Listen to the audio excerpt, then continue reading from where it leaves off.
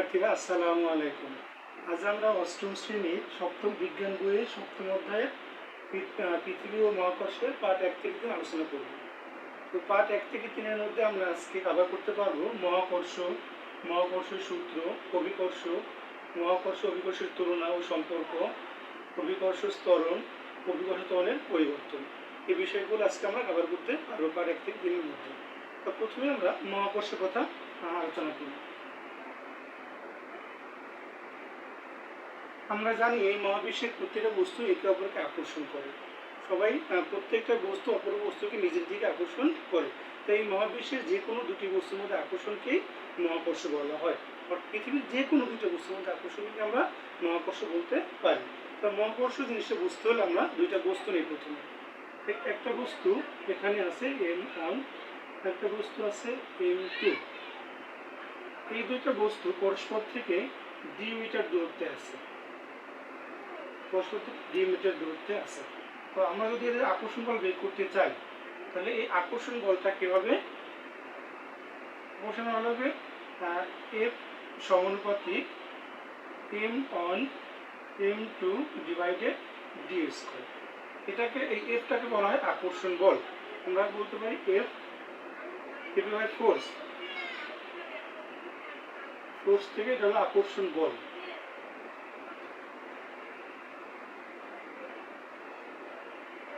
M হচ্ছে মাস, মানে হচ্ছে ভর, আর ডিতে হচ্ছে ডিস্টেন্স অর্থাৎ দূরত্ব। তো এফটাকে আকর্ষণ বল বললে আমরা যেটা লিখলাম এটা একটা ফর্মুলা। কি লিখলাম?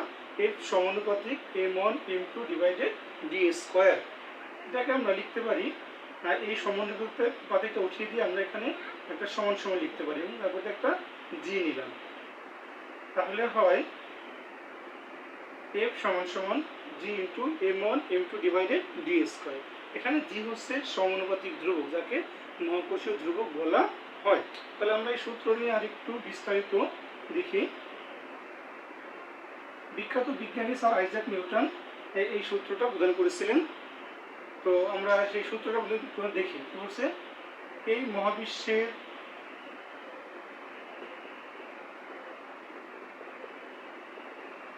প্রতিটি বস্তুকণা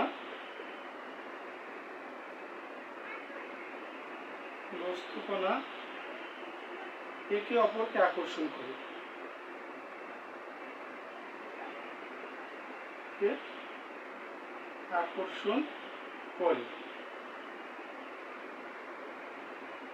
এই আকর্ষণ বলের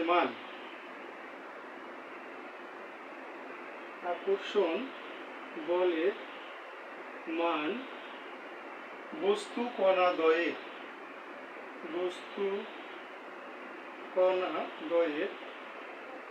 ভরের গুণফলের সমানুপাতিক। ভরের গুণফলের সমানুপাতিক এবং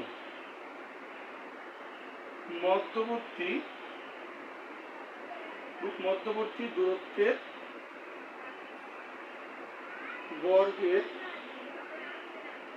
ব্যস্তানুপাতিক।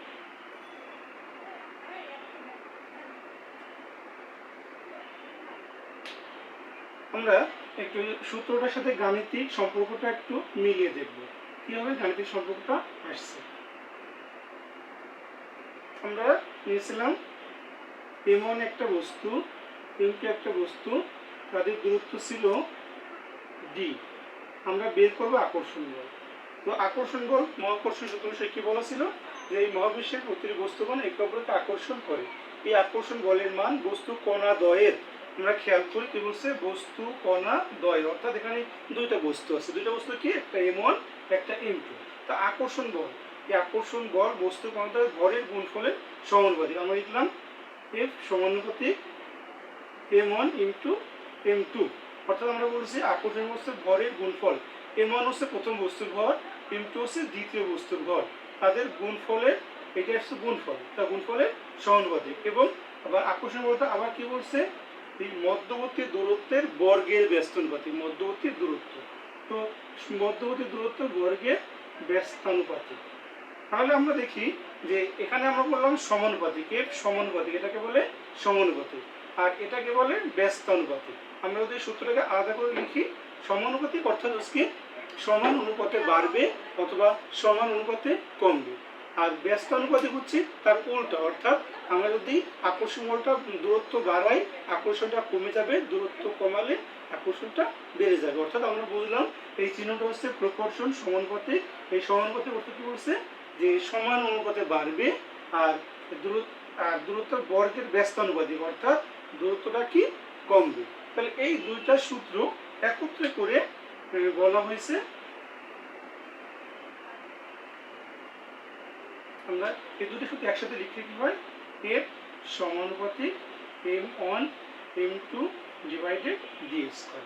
এটাই নিউটনের মহাকর্ষ সূত্র নামে পরিচিত, যেটা বলছে যে আকর্ষণ বলের মান বস্তু কণাদ্বয়ের ভরের গুণফলের সমানুপাতিক এবং মধ্যবর্তী দূরত্বের বর্গের ব্যস্তানুপাতিক। অর্থাৎ আমরা দেখতে পাই যে আমরা যদি ভরের গুণফলকে বৃদ্ধি করি তাহলে আকর্ষণ বলটা বেড়ে যাবে। কি অনুপাতে পারবে? সমান অনুপাতে পারবে। তাহলে আমরা যদি এই ভরের গুণফলটা দ্বিগুণ করি তাহলে আকর্ষণ বলটা দ্বিগুণ হয়ে যাবে। আমরা যদি ভরের গুণফলকে 4 গুণ করি তাহলে আকর্ষণ বলটা হচ্ছে 4 গুণ। আবার আমরা যদি ভরের গুণফলকে 3 গুণ করি আকর্ষণটা 3 গুণ হবে। এটা সমান অনুপাতে বাড়বে বা সমান অনুপাতে কমবে। এখন আমরা যদি দূরত্বটাকে বাড়াই তাহলে আকর্ষণ বলটা কমে যাবে। কিভাবে? বর্গের ব্যস্তানুপাতিক, অর্থাৎ আমরা যদি দূরত্বকে দ্বিগুণ বাড়াই তাহলে দ্বিগুণ বাড়ালে আমাদের ব্যস্তানুপাতিক কি বাড়বে? 1 ডিভাইডেড 2 স্কয়ার কি 4, অর্থাৎ 4 ভাগের 1 ভাগ। তো 4 ভাগের 1 ভাগ, অর্থাৎ এখানে আকর্ষণ বলটা 4 ভাগের 1 ভাগ বাড়বে, অর্থাৎ প্রকৃতপক্ষে এটা কমে যাচ্ছে। তাহলে আমরা দেখলাম যে আকর্ষণ বলকে যদি আমরা দূরত্বকে 3 গুণ করি তাহলে আকর্ষণ বল 9 ভাগের 1 ভাগ হবে। আমরা যদি দূরত্বকে 4 গুণ করি তাহলে আকর্ষণ হবে 16 ভাগের 1 ভাগ। আমরা তাহলে এটা বিভিন্ন পরীক্ষা আসলে আমরা পারবো যে দূরত্ব ভরের গুণফলকে দ্বিগুণ করলে আকর্ষণ বল কিরূপ হবে, বা দূরত্ব 3 গুণ করলে আকর্ষণ বল কিরূপ হবে। এখন আমরা যে এই সমীকরণ থেকে যে লিখছিলাম যে এফ সমান সমান G into m1 m2 divided D square. তো এইখানে যেটাকে বলা হয় মহাকর্ষীয় ধ্রুবক। কি বলা হয়? মহাকর্ষীয় ধ্রুবক। তো এই মহাকর্ষীয় ধ্রুবকের সংজ্ঞা যদি আমরা দিতে যাই, মহাকর্ষীয় ধ্রুবক, মহাকর্ষীয় ধ্রুবকের সংজ্ঞা তোমাদের বইয়ে লেখা আছে যে আমরা 1 কিলোগ্রাম ভরের দুইটা বস্তুর ভর 1 কিলোগ্রাম করে হবে। তাহলে 1 কিলোগ্রাম ভরের দুইটা বস্তুকে আমরা যদি 1 মিটার দূরত্বে রাখি তারা পরস্পরকে যে বলে আকর্ষণ করবে সেটা জি এর সমান। এটা মহাকর্ষীয় ধ্রুবকের সংজ্ঞা, বই আমরা পাবো যে 1 কিলোগ্রাম ভরের দুটো বস্তু, অর্থাৎ এই যে প্রথম বস্তুর ভর বলছিলাম আমরা m1, এটা হচ্ছে 1 কেজি। দ্বিতীয় বস্তু বলছিলাম আমরা m2, এটাও 1 কেজি। তৃতীয় বলা হচ্ছে 1 কেজি ভরের দুইটা বস্তু। এই যে দুইটা বস্তু পরস্পরকে আমরা বলছি 1 মিটার দূরত্বে রাখলে, আমরা যে দূরত্বটা রাখছিলাম সেই দূরত্বটা আমাদের এখন হচ্ছে 1 মিটার। তাহলে বলছে আমরা এখান থেকে এই সূত্রে আমরা যদি আকর্ষণ বল বের করতে চাই তাহলে আমরা ওই মহাকর্ষীয় সূত্র থেকে আমরা এই মানটা বের করতে পারবো। যেমন এফ সমান সমান G into m1 m2 divided D square. আমরা m1 এর জায়গায় 1 কেজি, তাহলে আমরা 1 বসাই। m2 1 কেজি, এখানে আমরা 1 বসাই। ডি হচ্ছে 1 মিটার দূরত্ব, আমরা এখানে 1 বসাই। তাহলে আমাদের 1 দিয়ে গুণ করলে 1 হচ্ছে, 1 স্কয়ার করলেও 1 হবে, অর্থাৎ এখানে 1 কে 1 দিয়ে ভাগ করলে 1।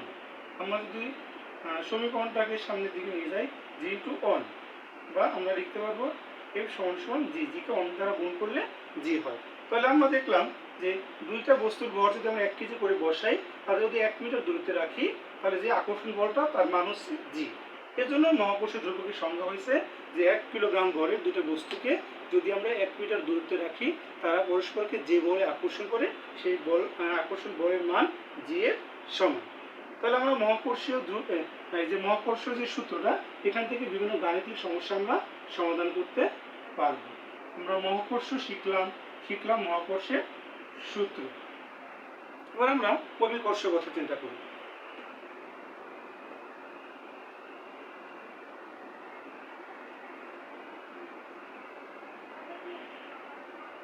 আমরা শুরুতেই বলেছিলাম যে এই মহাবিশ্বের প্রতিটি বস্তুকণা একে অপরকে আকর্ষণ করে। যে কোনো দুইটা বস্তুর মধ্যে আকর্ষণকে আমরা বলছি মহাকর্ষ। তাহলে ওই দুইটা বস্তুর একটা যদি পৃথিবী হয়, অর্থাৎ পৃথিবীর সাথে যে কোনো একটা বস্তুর আকর্ষণকে আমরা বলবো অভিকর্ষ। পৃথিবীর সাথে যে কোনো একটা বস্তুর আকর্ষণকে আমরা বলবো অভিকর্ষ। অর্থাৎ দুইটা বস্তু আমরা নিয়েছিলাম, একটা ছিলাম M1, একটা M2, তারা ছিল পরস্পর থেকে ডি মিটার দূরত্বে। এখন আমরা বলছি সেটা ছিল মহাকর্ষ। আমরা কিন্তু অভিকর্ষের সংজ্ঞা বলছি পৃথিবীর সাথে যে কোনো বস্তুর আকর্ষণকে অভিকর্ষ বলা হয়। তাহলে আমরা যে এখনো একটা বস্তু জায়গায় এম নেই, এখানে ক্যাপিটাল এম, এটা হচ্ছে পৃথিবীর ভর। এই এমটাকে আমরা বলবো পৃথিবীর ভর। এই হচ্ছে পৃথিবীর ভর। যেহেতু এখানে আমাদের একটা বস্তু আছে আর পৃথিবী আছে, সেজন্য আমরা এখানে M2 আর বা M1 লিখবো না, আমরা শুধু লিখলাম M। তাহলে আমরা যদি এই সূত্র থেকে অভিকর্ষ বল F বের করতে চাই, তাহলে F আমাদের সেই আগের সূত্রের মতো যে বস্তুদ্বয়ের গুণফল। তাহলে কি ছিল, একটা ছিল পৃথিবী M আর একটা ছোট হাতের m আর ডিভাইডেড d স্কয়ার। তাহলে F সমান G into mm divided d square. এটা হচ্ছে অভিকর্ষ বলের সূত্র। আর মহাকর্ষ বলের সূত্র ছিল F সমান G into m1 m2 divided d square. তা দুইটা সূত্রের মধ্যে পার্থক্যটা কি, এখানে দুইটা বস্তু m1 m2 আর এখানে একটা বস্তু পৃথিবীর জন্য m ক্যাপিটাল M আর একটা বস্তু হচ্ছে ছোট হাতের m। তাহলে আমরা যা অভিকর্ষ দেখলাম, অভিকর্ষ। এখন আমরা আরেকটা সূত্র জানি যে F সমান mg, F সমান mg। তো এখানে F হচ্ছে আকর্ষণ বল, অর্থাৎ কোনো বস্তু যদি আমরা আকর্ষণ করা হয়, তাহলে আকর্ষণ করলে সেখানে বস্তুর একটা ভর থাকবে আর তার একটা অভিকর্ষ ত্বরণ থাকবে। অর্থাৎ বস্তুটাকে আকর্ষণ করে কাছে টানার জন্য অভিকর্ষ ত্বরণটাকে বা অভিকর্ষ বলটাকে আমাদের অতিক্রম করতে হয়। এজন্য আমরা আকর্ষণ বল F = mg লিখতে পারি। তো আমরা যদি F = mg লিখতে পারি, এই F এর পরিবর্তে আমরা কি বসিয়ে দেব, mg। এই F এর পরিবর্তে mg বসাবো, g into mm d square. আমরা যদি g এর মান বের করতে চাই, g equal g mm d square, আর এই m এই পাশে আছে গুণ সম্পর্ক, ওই পাশে হয়ে যায় ভাগ, নিচে যাচ্ছে। এই m এই m যদি কেটে যায়, তাহলে সমীকরণটা দাঁড়ায় g = gm divided d square. তাহলে আমাদের এই সমীকরণটা কি দাঁড়াচ্ছে, g = gm divided d square. এখানে gটাকে বলা হলো অভিকর্ষ ত্বরণ, যে হচ্ছে অভিকর্ষ ত্বরণ, অভিকর্ষ ত্বরণ। আমরা অভিকর্ষ ত্বরণ কি সেটা আমরা এখন বলিনি। তাহলে আমরা বলেছিলাম অভিকর্ষের সংজ্ঞা। তো অভিকর্ষের সংজ্ঞা বলছিলাম যে পৃথিবীর মধ্যে যে কোনো দুটো বস্তুর আকর্ষণকে, পৃথিবীর সাথে যে কোনো বস্তুর আকর্ষণকে আমরা অভিকর্ষ বলি। আর ত্বরণ, এখানে আছে একটা ত্বরণ। ত্বরণ হচ্ছে কি, সময়ের সাথে বস্তুর বেগ বৃদ্ধির হারকে ত্বরণ বলা হয়। সময়ের সাথে বস্তুর বেগ বৃদ্ধির হারকে বলা হয় ত্বরণ। তাহলে অভিকর্ষ ত্বরণটা কি হবে, তাহলে অভিকর্ষ ত্বরণটা হবে অভিকর্ষ বলের প্রভাবে ভূপৃষ্ঠে মুক্তভাবে কোনো বস্তুর বেগ প্রতি সেকেন্ডে বেগ বৃদ্ধির হারকে অভিকর্ষ ত্বরণ বলা হয়। কি আমরা অভিকর্ষ ত্বরণের সংজ্ঞাটা আরেকবার বলি, যে অভিকর্ষ বলের প্রভাবে ভূপৃষ্ঠে মুক্তভাবে কোনো বস্তুর বেগ বৃদ্ধির হারকে আমরা অভিকর্ষ ত্বরণ বলছি। তাহলে এই অভিকর্ষ ত্বরণের সূত্র থেকে আমরা পাই g = gm divided d square. এখানে দেখা যাচ্ছে কোনো বস্তুর ভর ছোট হাতের m অনুপস্থিত। তাহলে যেহেতু বস্তুর ভর m অনুপস্থিত, তাই আমরা বলতে পারি যে অভিকর্ষ ত্বরণ বস্তুর ভরের উপর নির্ভর করে না। অভিকর্ষ ত্বরণ কি বলতে পারি আমরা এই সূত্র থেকে, যে অভিকর্ষ ত্বরণ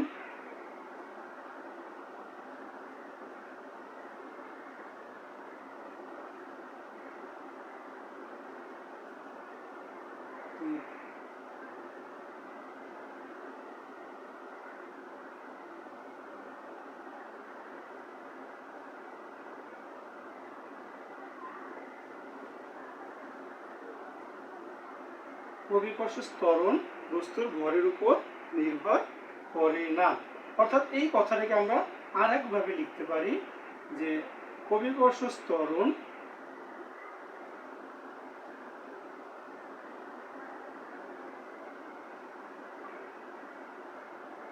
বস্তু নিরপেক্ষ হলেও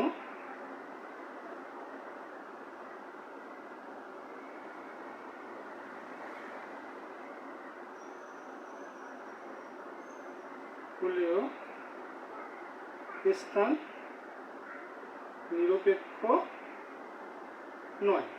দুইটা কথা একই। আমরা যদি একটু ভেঙে দেখি বা বিশ্লেষণ করি, প্রথমটা কি বলছিলাম যে অভিকর্ষ ত্বরণ বস্তু ভরের উপর নির্ভর করে না। আবার দ্বিতীয়টা লিখলাম অভিকর্ষ ত্বরণ বস্তু নিরপেক্ষ হলেও স্থান নিরপেক্ষ নয়।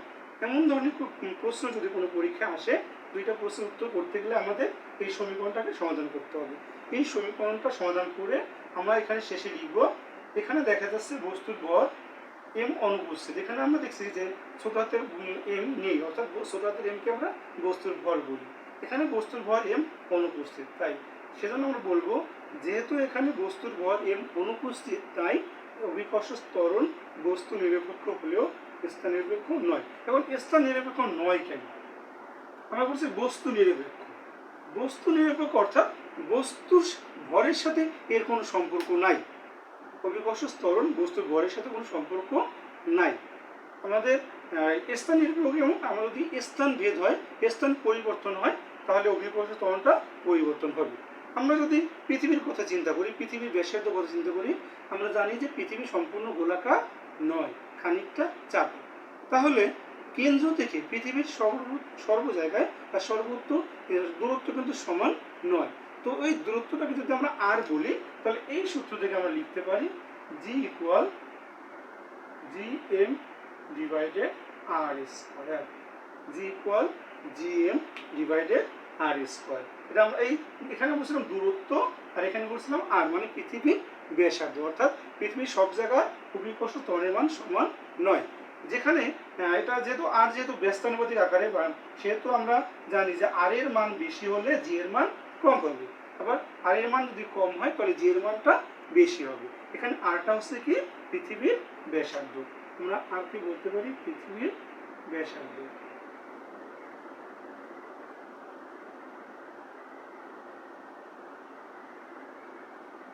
এখন আমরা জানি যে পৃথিবীর কেন্দ্র থেকে আমরা যত অন্যদিকে যাব, অর্থাৎ আমাদের তিনটা অঞ্চলের কথা আমরা শুনতে পাই, মেরু অঞ্চল, বিষুবীয় অঞ্চল এবং ক্রান্তীয় অঞ্চল। তো মেরু অঞ্চলে এখানে জি এর মান আর এর মান কম এবং জি এর মান বেশি। তো এখান থেকে মেরু অঞ্চল থেকে আমরা যখন বিষুবীয় অঞ্চল থেকে যাব, তাহলে আর এর মান যখন বাড়তে থাকবে তখন জি এর মান কমতে থাকবে। অর্থাৎ আমরা এটা বলতে পারি জি এবং আর এটাও ব্যস্তানুপাতিক হারে বাড়বে। তাহলে আমরা আরেকটা প্রশ্ন সমাধান করতে পারি এই পাঠের মধ্যে। সেটা হচ্ছে, আমরা অভিকর্ষ বলছিলাম যে পৃথিবীর সাথে যে কোনো বস্তুর পৃথিবীর সাথে যে কোনো বস্তু আকর্ষণ করছে অভিকর্ষ বলা হয়। এখন পৃথিবী তো একটা গ্রহ, তো এটাকে একটা বস্তুর সাথে তুলনা করা যায়। তো যেহেতু পৃথিবী একটা গ্রহ এবং এটা একটা বস্তুর সাথে তুলনা করা যায়, সেহেতু আমরা বলতে পারি যে যদি পৃথিবীটাকে আমরা একটা বস্তু বলি, তাহলে আমরা অভিকর্ষকে কি মহাকর্ষ বলতে পারি। যদি পৃথিবীকে আমরা একটা বস্তুর সাথে তুলনা করি, তাহলে আমরা এখান থেকে একটা সিদ্ধান্ত নিতে হতে পারি যে সকল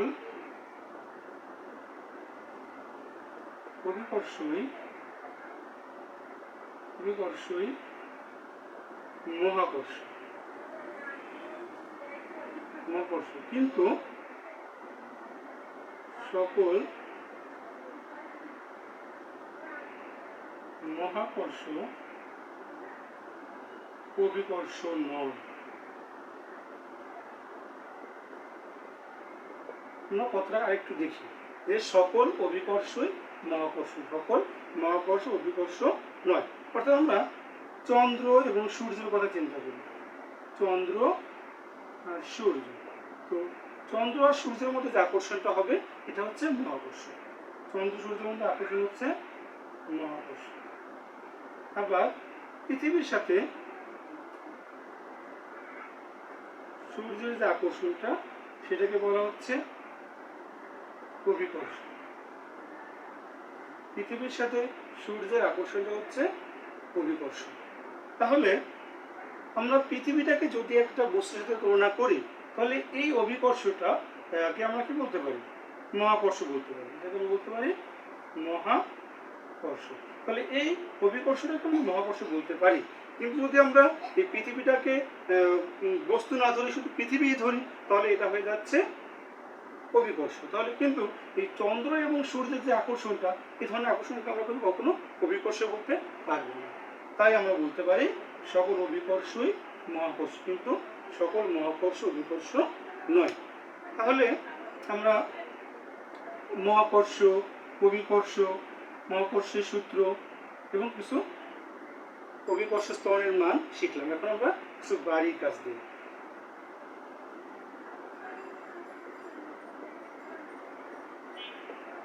বাড়ির কাজ আমরা এই প্রশ্নগুলো সমাধান করে আসবো। 1 নম্বর,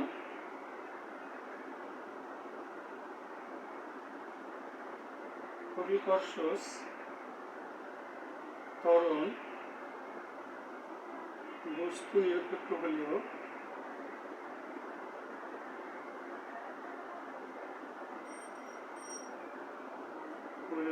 স্থান নিরপেক্ষ নয়।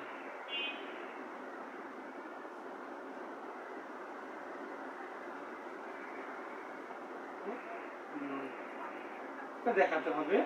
দ্বিতীয়টা হচ্ছে সকল অভিকর্ষই মহাকর্ষ, কিন্তু সকল মহাকর্ষ অভিকর্ষ নয়।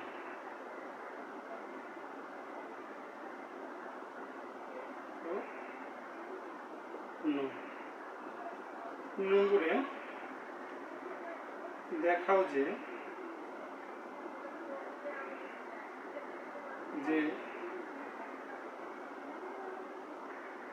মহাকর্ষীয় প্রশ্নটা আমরা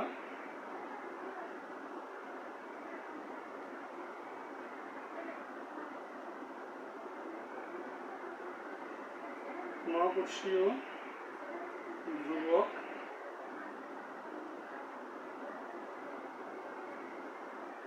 আমরা এই দুইটা প্রশ্নে আমরা সমাধান করে আসবো। তো প্রিয় শিক্ষার্থী, আমরা আজকে পাঠ শেষ করলাম। আমরা পরবর্তী ক্লাসে আবার বাকি পাঠগুলো নিয়ে আলোচনা করব। সবাই ভালো থাকবে। আসসালামু আলাইকুম।